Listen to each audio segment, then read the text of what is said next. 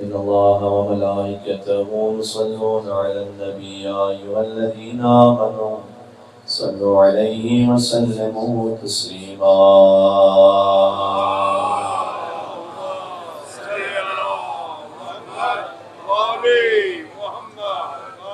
أعوذ بالله من الشيطان الرجيم. بسم الله الرحمن الرحيم. لا حول ولا قوة إلا بالله العلي العظيم. حسبنا الله ونعم الوكيل، نعم المولى ونعم النصير، وبه نستعين وهو خير ناصر ومعين. صلى الله على رسوله الكريم حبيب إله العالمين سيدنا ونبينا شفيع ذنوبنا وطبيب نفوسنا ومولانا بالقاسم محمد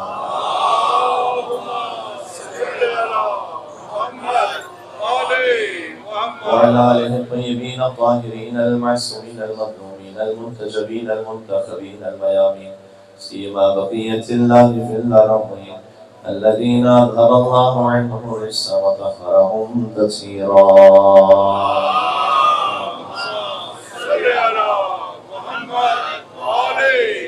رحمة الله على محبيهم واللعنة الدائمة على أعدائهم أجمعين. جناب مولا امام زمان عجل اللہ تعالیٰ فرجہ شریف کی خدمت میں تمام حاجات کی برابری مجلس کی قبولیت کے لیے انشاءاللہ. بسم اللہ الرحمن الرحیم.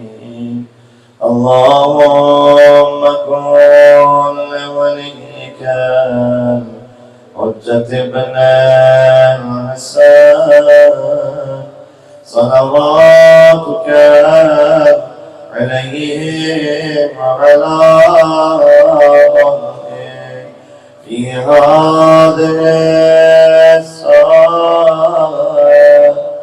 وفي كل ساعة وليا وقائدا ودليلا حتى أسكنه أرضك طوعا وتمتعه فيها طويلا.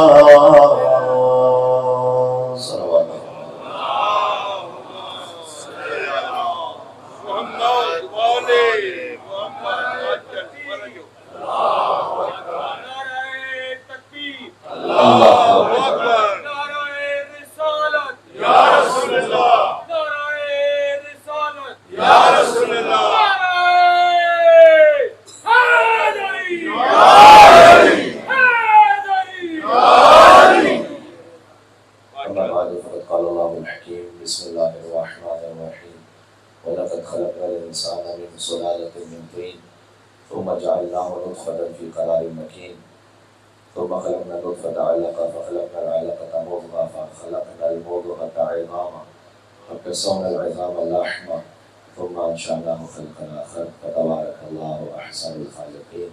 دار سلامات.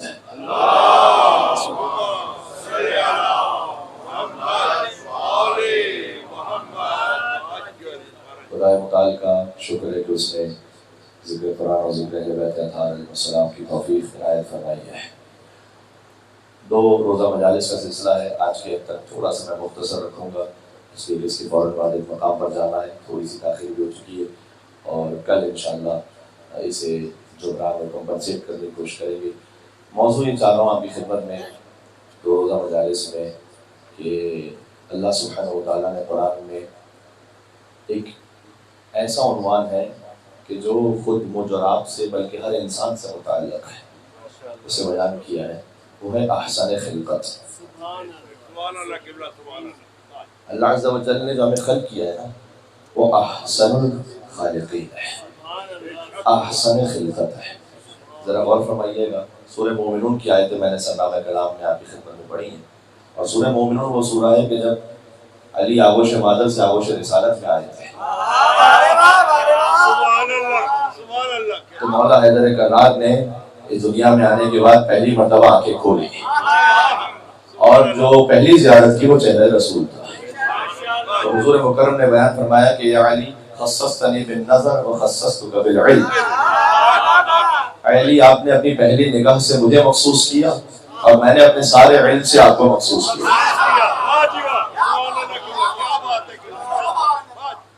علامہ جوادی صاحب کی تحریر فرماتے ہیں کہ شعراء کے یہاں نظر سے سیراب ہونا تو دیکھا تھا لیکن نظر سے کمالات کا منتقل ہونا نہیں دیکھا تھا.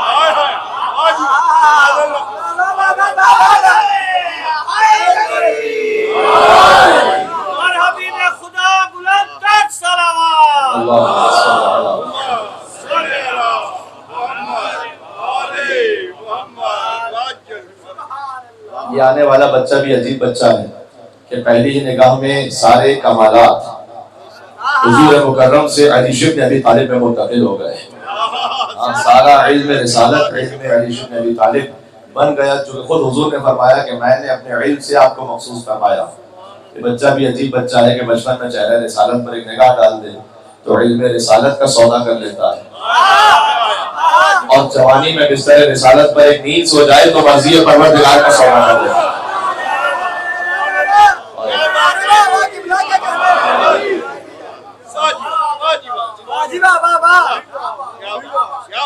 بہت اچھی شستہ و رفتہ اردو سمجھنے والے اور صاحبان فہم و شعور تشریف فرمائے. تو میں آپ سے امید رکھتا ہوں کہ جو میں کچھ عرض کر رہا ہوں اپنی ٹوٹی پھوٹی آرائز آپ تک پہنچیں گے انشاءاللہ. تو جیسے ہی حضور مکرم نے فرمایا کہ علی میں نے اپنے علم سے آپ کو مخصوص کیا تو علی بن ابی طالب انہوں نے فرمایا کہ یا رسول اللہ آپ مجھے حکم دیجیے کہ میں زبور پڑھوں یا انجیل پڑھوں یا توراۃ پڑھوں یا قرآن پڑھوں.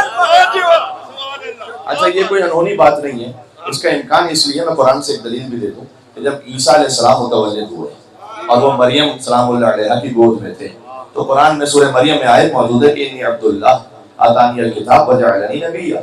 عیسیٰ علیہ السلام مریم کی گود میں کہتے ہیں کہ اللہ نے مجھے, میں اللہ کا بندہ ہوں. لیکن جو عیسیٰ علیہ السلام نے پہلا فقرہ کہا ہے نا سورہ زمین میں آنے کے بعد, وہ کہا ہے کہ میں اللہ کا بندہ ہوں, اس لیے کہ عیسیٰ جانتے ہیں کہ مجھے ابن اللہ کہنے والے آئیں گے. تو پہلا ہی فقرہ کہہ رہا ہوں میں کہ میں ابن اللہ نہیں ہوں, میں عبداللہ ہوں. انی عبداللہ آتانی الکتاب, اور اس نے مجھے کتاب عطا کی ہے, وجعلنی نبیا, اور اس نے مجھے نبی بنا دیا ہے. تعجب کی بات نہیں مسلمانوں کے لیے کہ جو حضور مکرم سے چھوٹے نبی ہوں وہ تو گہوارے میں نبی ہوں اور حضور کو 40 سال تک پتہ ہی نہ ہو کہ وہ نبی ہے. اس نے مجھے کتاب عطا کی, عیسیٰ علیہ السلام کہہ رہے ہیں اس نے مجھے کتاب عطا کی. بس یہ فرق ہے عیسیٰ اور فخر عیسیٰ میں. فرق یہ ہے کہ عیسیٰ علیہ السلام نے کہا انہوں نے مجھے کتاب عطا کی, ابھی پڑھ کر سنائی نہیں تھی. علی بن ابی طالب انہوں نے کتاب سنانا بھی شروع کی چونکہ آغوش رسالت میں تھے. اور اگر کسی کے ذہن میں یہ خیال آئے کہ یہ کیسے ممکن ہے تو اس کا ایک رخ یہ بھی ہے کہ یہ تمام ماشاءاللہ مسلمان محدثین نے لکھا اس بات کو کہ حضور مکرم کے ہاتھ میں جب کنکر آتے تھے تو بولنے لگتے تھے.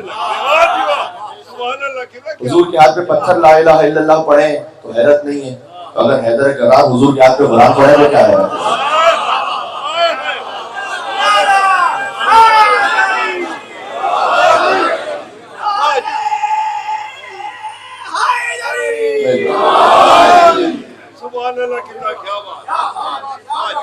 یعنی حضور مکرم کے ہاتھ پر جب انگریزی بولنے لگے تو سارے مسلمان کہتے ہیں واہ واہ, اور ہم کہہ رہے ہیں کہ علی بولنے لگے کہتے ہیں یہ کیسے ہو گئے. جب آپ شک کر رہے ہیں نا کہ حضور کے دست مبارک پر علی کیسے بولیں تو یہ معجزہ علی کا معاملہ نہیں ہے, یہ شان رسالت کا معاملہ ہے.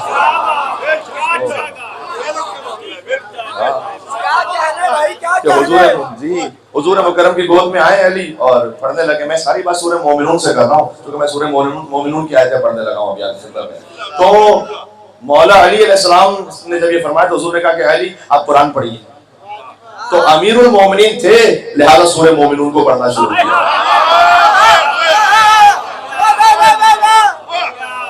اللہ اکبر.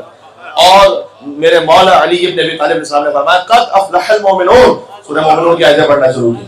الذین هم فی صلاتهم خاشعون والذین هم عن اللغو معرضون والذین هم للزکاة فاعلون. 11 آیتیں پڑھیں. الذین یرثون الفردوس هم فیہا خالدون. یہاں پر ختم ہوتی ہے آیت کہ یہ وہ ہے قد افلح المؤمنون، یقیناً مومنین کامیاب ہو گئے. اور حضور مکرم نے فرمایا کہ علی آپ کے آنے سے کامیاب ہو گئے. لیکن ہر مومن نہیں. قد افلح المؤمنون الذین هم فی صلاتهم خاشعون. جو اپنے نماز میں توجہ کے ساتھ نماز پڑھ لے وہ کامیاب ہو گئے.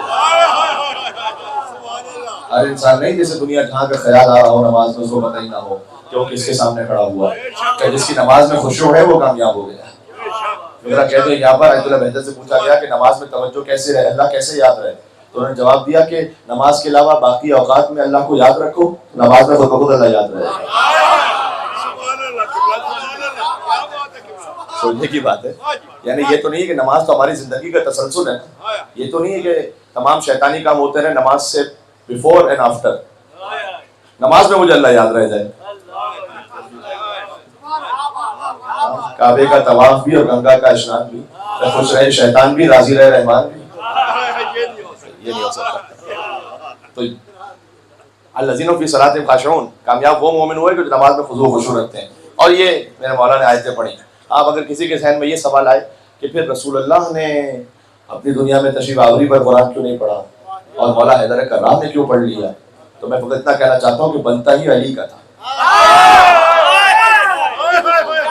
ابھی دلیل دے دوں گا ایک جملے میں. بنتا ہی میرے مولا علی کا تھا کہ وہ آئے اور قرآن پڑھے. جانتے ہو کیوں؟ ہر شخص ہر ایک بات کو پاتا ہی نہیں تھا. اللہ ہر ایک ذہن میں سماتا ہی نہیں تھا. بھائی قرآن سناتے بھی بنا کس کو؟ محمد. قرآن سناتے بھی بھلا کس کو؟ محمد. قرآن کسی اور کو آتا ہی نہیں تھا.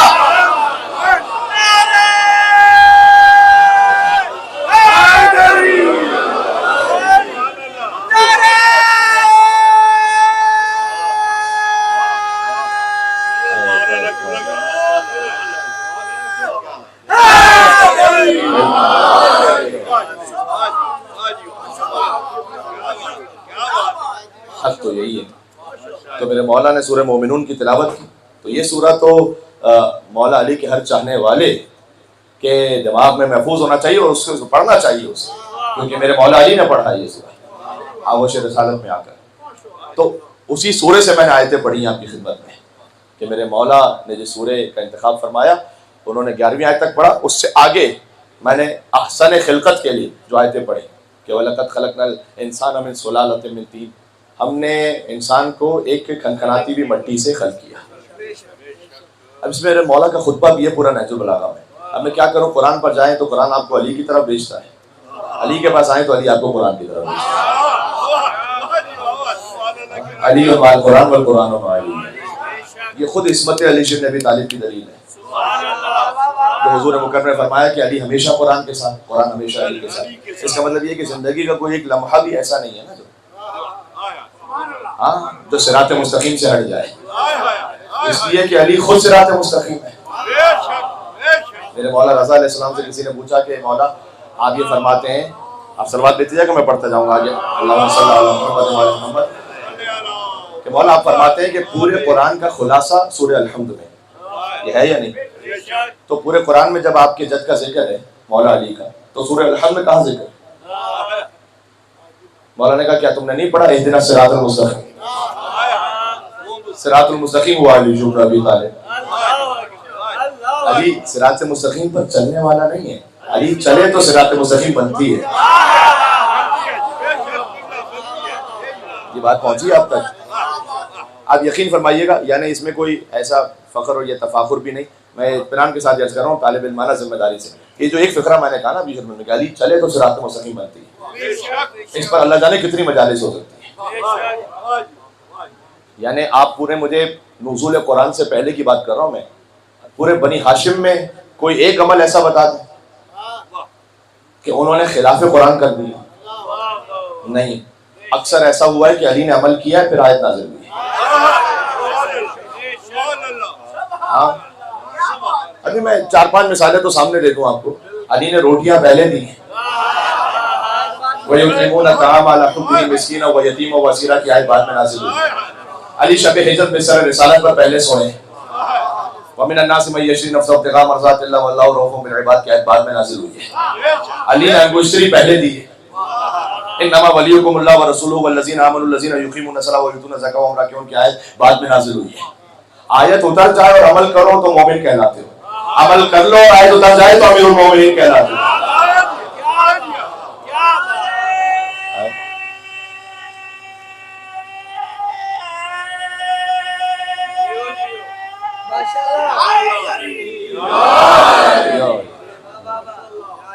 بھائی مولا آپ کی آواز کو سلامت رکھیں. میں کہہ رہا ہوں جب نعرہ لگانے والے کی آواز کا یہ عالم ہے تو پڑھنے والے کے لیے تو تھوڑا سا رحم فرمائیں.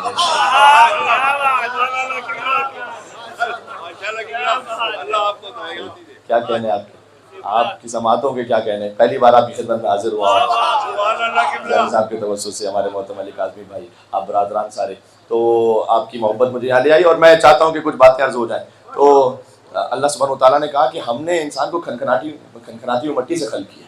تو میرے مولانا نے خطبہ قاصیہ میں نہج البلاغہ میں یہ کہا کہ جب آدم علیہ السلام کو خلق کیا نا اللہ نے، خلقت پہ بات ہو رہی، جب آدم علیہ السلام کو خلق کیا نا تو مٹی وہ کوئی بہت خوشبودار مٹی نہیں تھی.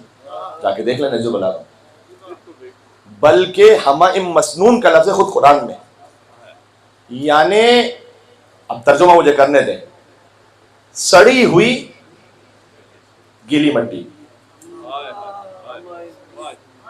جس سے انسان کو تھوڑا سا اشمئزاز محسوس ہو، تھوڑا دور ہونا چاہے اس سے. یہ کیوں کیا اللہ نے؟ کیوں ایسی مٹی سے آدم علیہ السلام ابو البشر کو خلق کیا؟ اس کی وجہ یہ تھی کہ اللہ تعالیٰ یہ نہیں چاہتا تھا، لیکن اگر مٹیریل کوئی بہت اچھا ہو نا تو خود بخود فطری طور پر انسان جھکتا ہے اس کے سامنے. اللہ تعالیٰ یہ نہیں چاہتا تھا کہ بہت خوشبودار بہترین مٹی سے خلق کریں تو خود بخود جھکنا ہی تھا ملائکہ نے، پھر امتحان نہیں ہوتا. اللہ چاہتا تھا کہ جس مٹی سے میں خلق کر رہا ہوں چاہے بظاہر سڑی ہوئی ہے، چاہے بظاہر اس میں بو آ رہی ہے، لیکن میں کہہ رہا ہوں جھکو. تب ہے تسلیم، تب ہے مکمل تسلیم. مٹیریل کی وجہ سے نہیں جھک رہے، اللہ کے حکم کی وجہ سے جھک رہے. بات سمجھ میں آ رہی ہے؟ ابا واستکبر وکان من الکافرین، نہیں جھکا ابلیس تو اس نے تکبر کیا. تکبر یہی تو تھا اس کا کہ میں ایسی مٹی کے سامنے کیسے جھکوں، اس کا تکبر ہی یہی. تو اگر کوئی بہت اچھی فائن مٹی ہوتی جس کو کہتے ہیں بڑی خوشبودار، بٹ اچھا کوئی اور مٹیریل ہوتا تو ابلیس بھی جھک جاتا. ہاں اس کو تکبر یہ ہے کہ مجھے ایسی مٹی کے سامنے اللہ جھکا رہا ہے. ہاں اللہ یہ کہہ رہا ہے کہ مٹیریل کو نہ دیکھو، میرے حکم کو دیکھو. ہم بھی علامہ پاک میں یہی کہتے ہیں. پتہ نہیں کتنی میری بات پہنچی. آپ کہتے ہیں کہ بھائی یہ کپڑا تو وہی ہے، لکڑی تو وہی ہے، فقط کپڑے لکڑی کو نہ دیکھو، نسبت کو دیکھو. اللہ تعالیٰ نے کہا کہ میری جو میں آدم کو بنا رہا ہوں نا، فقط مٹی کو نہ دیکھو، میری نسبت کو دیکھو. آدم میں نے اپنی روح پھونکی. بات پہنچ رہی ہے.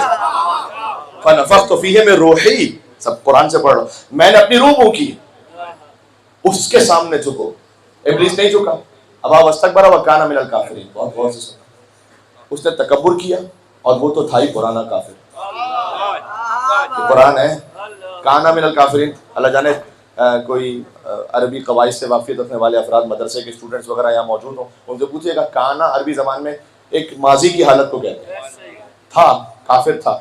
تو اللہ کافر کب تھا؟ وہ تو ملائکہ کی محفل میں تھا. کافر تو اب ہوا ہے. ہاں تو یہ پہلے سے کیوں کہہ رہا ہے کہ پرانا کافر تھا؟ یہاں اس لیے یہاں ایک تفصیلی بحث ہے پوری. اس لیے بعض مفسرین نے کہا کہ کانا بمعنی سارا ہے، صاد الف را، کہ سارا کا مطلب ہوتا ہے ہی بیکیم، بن گیا. اور یہ عربی میں ہوتا ہے کہ ایک لفظ دوسرے معنی میں استعمال ہو، لیکن نہ، یہاں کانا کوئی قرینہ نہیں ہے کہ کسی اور معنی میں، یہ اپنے اصل معنی میں استعمال ہو رہا ہے. وہ تھا ہی پرانا کافر. میں آپ سے توجہ کی امید بھی رکھتا ہوں اور دعا کا طالب ہوں اگر یہ بات میں پہنچا سکوں. در حقیقت اللہ عز و جل نے اس لفظ سے، ایک لفظ سے پتہ ہے کیا سمجھانا چاہتے؟ پرانا کافر تھا. کافر تھا پرانا، کفر چھپا ہوا تھا، خلافت کے اعلان سے ایکسپوز ہو گیا.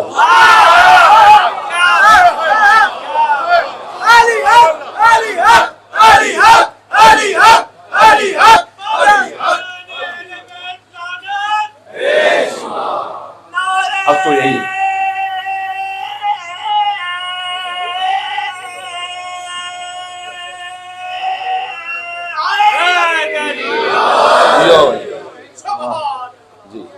تھا پرانا کافر، خلافت کے اعلان سے ایکسپوز ہو گیا.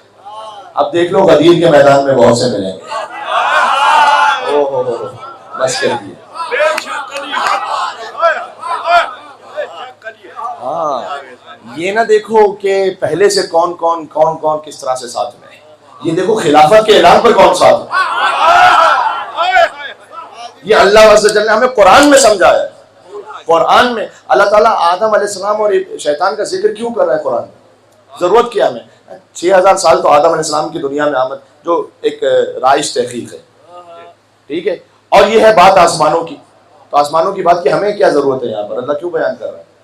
اس لیے کہ اللہ یہ کہنا چاہ رہا ہے کہ دیکھو جب شیطان نے میرے خلیفہ کو نہیں مانا نا تو میں نے لاکھوں سال کی عبادتیں اس کے منہ پر ماری.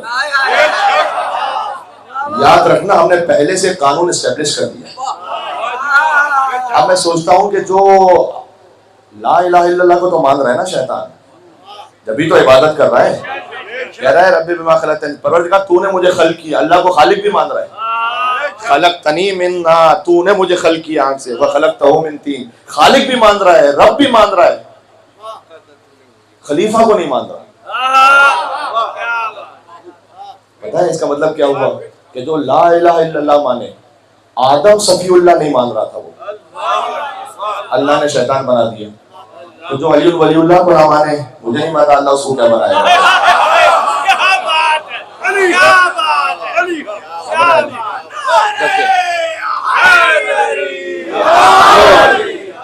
جبکہ علی بات آج رکے گی، جبکہ علی قطب عالم امکان ہے. یہ میرے مولا نے خود نہج البلاغہ میں فرمایا. قطب عالم امکان مطلب کیا؟ قطب کہتے ہیں سینٹر، عالم امکان یعنی پورا یہ نظام کائنات. پورے نظام خلافت میں میرے مولا نے فرمایا کہ میری حیثیت اس چکی کی کیل کی طرح ہے کہ جس کے گرد سارا نظام گھوم رہا ہے. کیا تعبیر ہے یہ؟ خدا کی قسم کیا تعبیر ہے، کیا تعبیر ہے.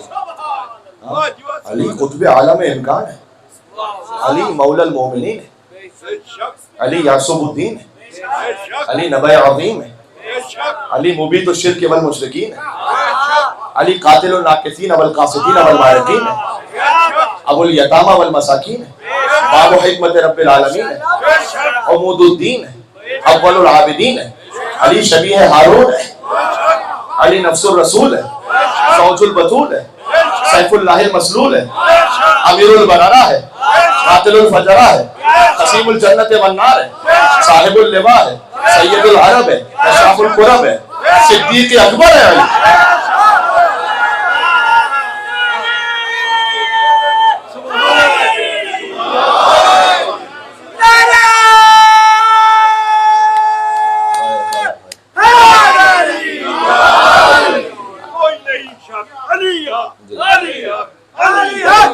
یقین فرمائیے گا یہ جو سارے القاب میں نے لی ان میں سے کوئی ایک بھی اپنے محترم مسلمان بھائیوں کی کتاب سے ثابت نہ کر سکو تو ممبر پر آنا چھوڑ دوں. علی موضع عجب ہے، سردار عرب ہے. جی جی بے شک علی حازم الاحزاب ہے، قاسم الاسلام ہے، معید الاولیاء ہے، مذل الاعداء ہے، احکم الخطباء ہے، قربت اہل النساء ہے، ابو سید الشہداء ہے، سید الشہداء کا باپ ہے، ممیت البدع ہے، محیی السنہ ہے، موضع عرب ہے، سردار عرب ہے. ہاں علی طالبی ہے، مکی ہے، مدنی ہے،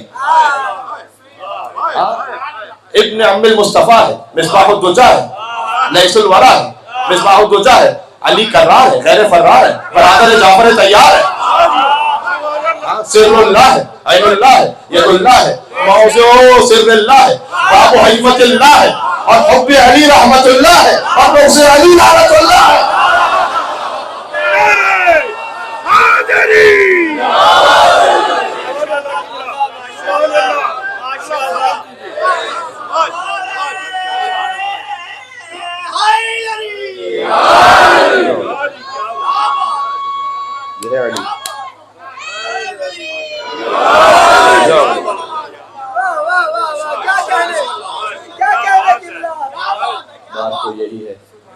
بات تو یہی ہے. مجھے لے آئیے کوئی ایسا کوئی اور اس خاندان کے علاوہ کہیں اور سے لے آئیے تو میں اپنا ماتھا ٹیک دوں گا وہاں پر.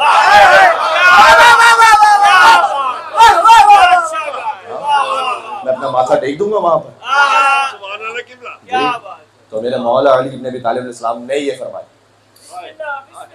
کہ آدم علیہ السلام کو جب اللہ نے خلق کیا تو خلق اللہ عز و جل نے ایک کے سڑی ہوئی مٹی سے خلق کیا جس میں اشمئزاز تھا، لیکن اللہ نے کہا کہ نہیں، جب میں خلق کر رہا ہوں اور نسبت میری جو کو وَلَقَدْ خَلَقْنَا الْإِنسَانَ مِنْ سُلَالَةٍ مِنْ طِينٍ. اچھا اللہ تعالیٰ نے ہم سب کو بھی مٹی سے خلق کیا. کیسے؟ وہ جوہر کہ جس سے انسان کی خلقت ہوتی ہے، وہ جوہر انسان کے وجود میں بنتا کیسے؟ جب آپ غذا کھاتے ہیں، غذا کہاں سے حاصل کرتے ہیں؟ مٹی سے حاصل کرتے ہیں. تو اب بھی ہمیں اللہ سبحانہ و تعالیٰ نے دنیا کی جو مختلف مقامات پر ہوئے، زمین پر جہاں جہاں سے ہم غذا استعمال کر رہے ہوتے ہیں، اور جو جانوروں کا گوشت بھی استعمال کرتے ہیں تو وہ زمین کی غذا استعمال کرتے ہیں. تو اللہ عز و جل نے یہ پورا نظام رکھا. تو اللہ نے کہا کہ ہم نے تمہیں کھنکھناتی ہوئی مٹی سے، گیلی مٹی سے خلق کیا. ثم جعلناه نطفة في قرار مکین. اس کے بعد یہ جو مٹی سے تمہاری خلقت ہے وہ کس ذریعے سے ہے؟ ہم نے تمہارے نطفے کو ایک محفوظ مقام پر رکھا. یہ اللہ تعالیٰ نے خود نطفے کا لفظ قرآن میں استعمال کیا، اس لیے میں منبر سے کہہ رہا ہوں. ثم جعلناه نطفة في قرار مکین. جو میرے مولا حسین علیہ السلام نے دعا عرفہ میں فرمایا کہ بین لحم و جلد و دم، اللہ نے 3 پردوں میں رکھا. جلد کا پردہ بھی ہے، گوشت کا پردہ بھی ہے، خون کا پردہ بھی ہے.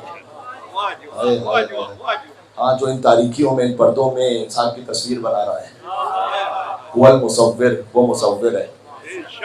مصور کو تصویر بنانے کے لیے ضرورت ہوتی ہے کہ روشنی ہو. اللہ تصویر بنا رہا ہے، تاریکیوں میں بنا رہا ہے. ہاں، مصور کو تصویر بنانے کے لیے ضرورت ہوتی ہے کہ آب نہ آ جائے وہاں پر، پانی.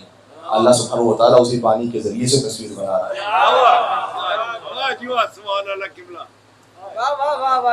ثم خلقنا النطفة علقہ، قرآن ہے. اللہ نے کہا کہ ہم نے پھر اس نطفے سے جمع ہوا خون بنایا.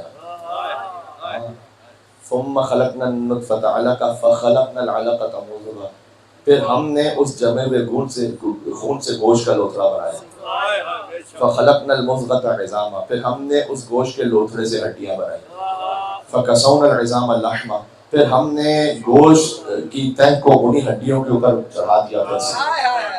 ثم انشأناه خلقا آخر، پھر ایک زمانہ گزرا. اب اس میں کتنے سائنسی نکات ہیں، میں پیش کروں تو ایک اور موضوع ہے پورا یہاں پر. یہ بات اس وقت اللہ سبحانہ و تعالیٰ قرآن میں کہہ رہا ہے، نہ جب کوئی ایکس رے ہے، نہ کوئی الٹرا ساؤنڈ مشین ہے، کچھ بھی نہیں ہے.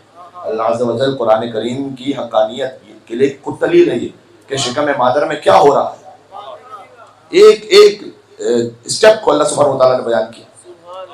اچھا، کچھ اسٹیپس کو بیان کیا ہے. چلے ایک بات کہہ دوں یہاں پر تاکہ جو طلبہ ہیں ان کے لیے بھی تھوڑی سی ایک موٹیویشن بھی ہو آگے دیکھنے کے لیے. قرآن کا مطالعہ کیجیے.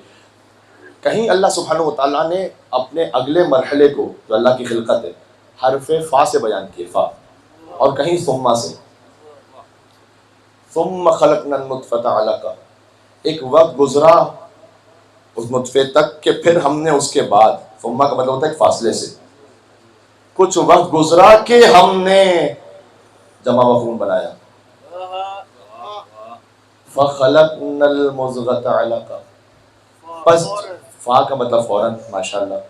پس جیسے ہی جمع و خون بنا تو ہم نے فوراً ہی گوشت کا لوتھڑا بنایا، پھر فوراً ہی ہڈیاں بنائی، فوراً ہی ان ہڈیوں کے اوپر گوشت کی تہ کو چڑھایا. ثم انشأناه خلقا آخر، پھر ایک زمانہ گزرا کہ ہم نے اس میں روح کو پھونکا. آپ پوچھ لیجئے، روح تو فوراً آتی نہیں ہے، 4 مہینے کے بعد روح آتی ہے شکم مادر میں. جو اللہ عز و جل نے یہ اعلان فرمایا ہے، کہیں ثم کہیں فا، اتنی دقیق. اس حرف فا کو آپ سے بہتر کون سمجھیں گے؟ من کنت مولا،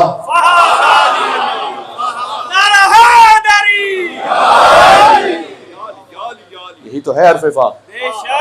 حرف فا اتنا ڈیسائیسو ہے نا یہاں، فوراً کن فیکون. انما امرہ اذا اراد شیئا ان یقول له کن فیکون.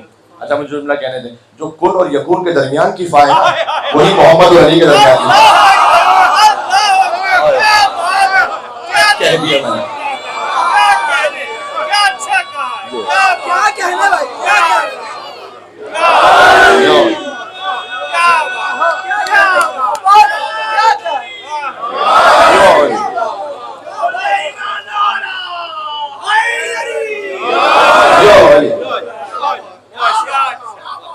کن اور یکون کے درمیان کی فا ہے، وہی محمد اور علی کے درمیان کی فا ہے. فا نکال تو درمیان سے تو کن یکون بنتا نہیں. ہاں فا درمیان سے یہاں نکال دو، نظام امامت نکال دو تو کچھ نہیں بچتا میرے بھائی. اب میں جملہ کہنے لگا ہوں، جس کے کلمے میں علی ولی اللہ ہوتا ہے نا، اس کا محمد رسول اللہ محفوظ ہو جاتا ہے.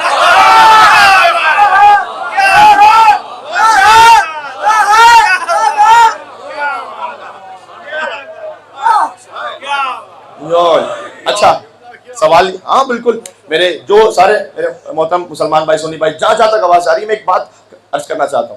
دیکھو اسی خاطر تو ہے کہ شیعوں کو کبھی ختم نبوت کانفرنس کی ضرورت نہیں کرنی پڑتی.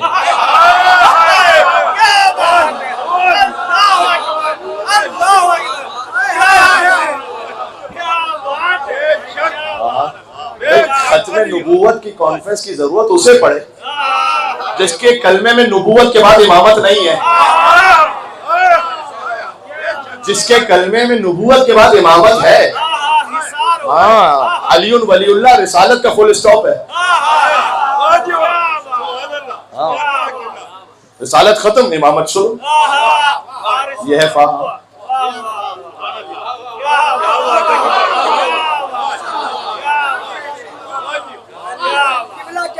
کیا بات ہے آپ کی، کیا بات ہے.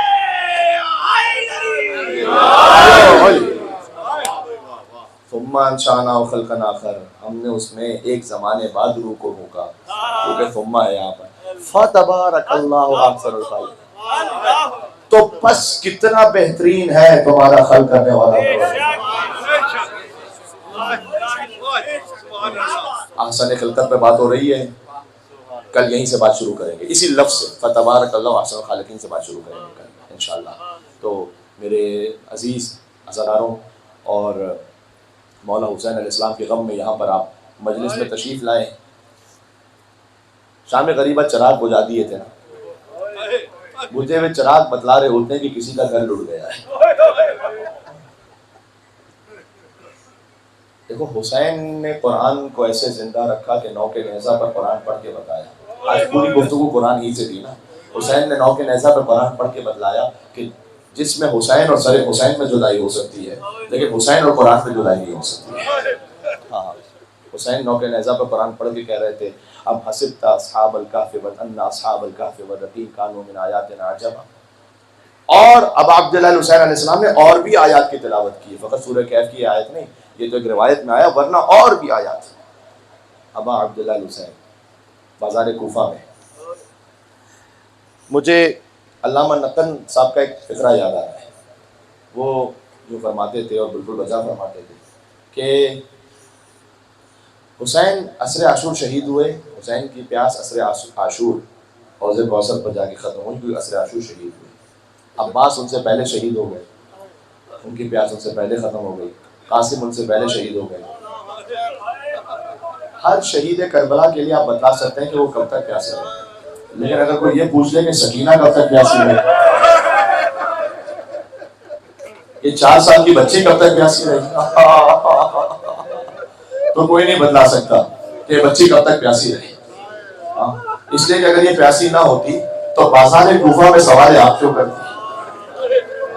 آج 12 محرم الحرام ہو گئی. آج ہی کی روایت پڑھتا ہوں، آج ہی کا جو واقعہ پیش آیا. جب یہ قافلہ کوفہ داخل ہوا نا، 12 محرم، اہل بیت کا لٹا ہوا قافلہ، میرے مولا سید الساجدین کے ہاتھوں میں ہتھکڑیاں، پیروں میں بیڑیاں، ایک رسی میں 12 گلے بندھے ہوئے، ایک عجب ہی کیفیت تھی. تو ایک کوفہ میں آپ جانتے ہیں نا، کچھ مومن شیعہ وہ بھی تو تھے نا، کچھ کوفہ میں شہید ہوئے، شہیدان کوفہ میں، شہیدان کربلا میں جو آدھی سے زیادہ فہرست تھے بنی ہاشم کے علاوہ، وہ تو کوفہ سے. تو ان کے کچھ خانوادے تھے. تو ایک مومنہ نے دیکھا، اب انہیں معلوم نہیں ہے کہ یہاں پر کون سی بیوی کیا ہے، کون ہے. ایک مومنہ نے خالی یہ دیکھا کہ ایک بچی ہے جس کے چہرے پر تماچوں کے نشان دور سے نظر آ رہے ہیں، اور یہ بچی اپنی پھوپھی سے کہہ رہی ہے کہ پھوپھی اماں آپ کی سکینہ کب تک پیاسی رہے.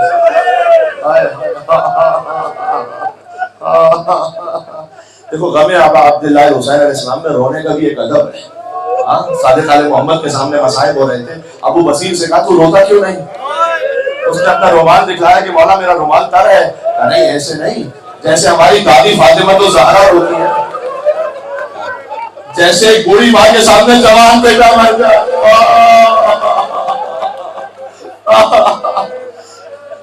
تو اس مومنہ نے دیکھا کہ ایک بچی اتنی مظلومہ، چہرہ رخسار رنگ بدلا ہوا، کانوں سے لہو جاری، تو فوراً گھر میں گئی، کوزے آب لائی، کوزے آب لا کر فوراً جلدی آس پاس سپاہیوں کو دیکھ کر کہ کوئی دیکھ، فوراً بیوی کی خدمت میں دیا، کہا بیوی جلدی سے پی لو پانی۔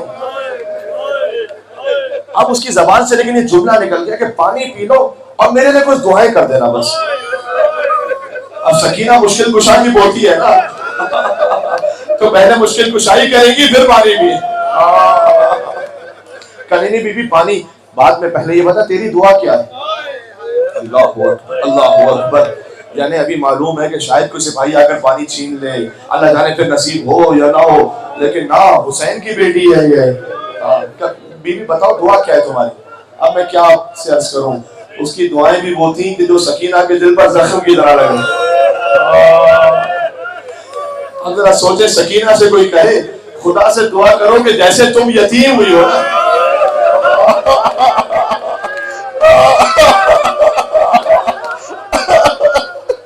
جیسے تم یتیم ہوئی ہو خدا میرے بچوں کو یتیم نہ کرے، جیسے تم اسیر ہوئی ہو خدا میرے بچوں کو اسیر نہ کرے۔ سکینہ نے ننھے ننھے ہاتھ بلند کیے، کہ پروردگارا تجھے سکینہ کی یتیمی کا واسطہ ہے، جیسے سکینہ یتیم ہوئی ہے اس کے بچوں کو یتیم نہ کرنا، اس کے بچوں کو اسیر نہ کرنا۔ اچھا بی بی کوئی اور دعا بھی ہے؟ کہ ایک دعا خالی اور ہے کہ خدا مجھے مدینہ کی زیارت نصیب کرے۔ بی بی زینب نے دشمنوں کے شہر میں اپنے شہر کا نام سنا، بی بی نے کہا بی بی آپ مدینے جا کر کیا کریں گی؟ کہ آپ کو خبر نہیں ہے کیا مدینے میں رسول کا نواسہ حسین رہتا ہے، اور مدینہ میں اس حسین کی ایک بہن زینب بھی رہتی۔ میں اپنی بیوی کی خدمت میں جاؤں گی، ہاں ان کی زیارت کروں گی، میں ایک دفعہ دعا کرو میں چلی جاؤں، میں بوڑھی ہو گئی ہوں مرنے سے پہلے چلی جاؤں۔ بیوی نے کہا کہ اچھا اپنی شہزادی کو دیکھے گی تو کیا پہچان لے گی؟ اس نے کہا کیسی بات کرتی ہو، میں نے اتنی مرتبہ بیوی کی زیارت کی ہے، میں کیسے نہ پہچانوں گی؟ اور دیکھو سنو میری بیوی بڑی پاک بیوی ہے، ایسے بازاروں میں نام نہ لو ان کا، بس اب شہزادی سے ضبط نہ ہو سکا، اپنے چہرے سے بالوں کو ہٹایا، کہا اے ام حبیبہ تو نے کہاں پہچانا؟ میں تیری شہزادی زینب تیرے شہر میں قیدی بن کر آ گئی، میرا عباس بھی مارا گیا، میرا حسین بھی مارا گیا، وہ دیکھو کہ ایسا پر حسین کا سر ملا۔ ام حبیبہ نے یہ سنا، آگے بڑھ کر کہا بی بی بے چادر کوفہ کے بازار میں، یہ بتاؤ عباس کہاں مر گیا؟ عباس کہاں ہے بیوی؟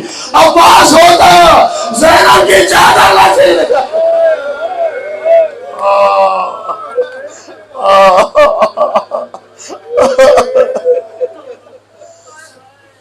السلام علیکم یا ابا عبداللہ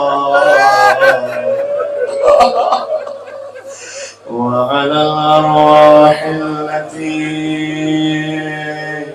حلت بفنائك، اپنے دلوں کو کربلا لے کر چلنا مجلس امام حسین کے بعد ان بہتے ہوئے آنسوؤں کے ذریعے ایک سلام مولا کی خدمت میں، السلام علی حسین وعلى علي بن الحسين وعلى أولاد الحسين وعلى أصحاب الحسين، يا حسين يا حسين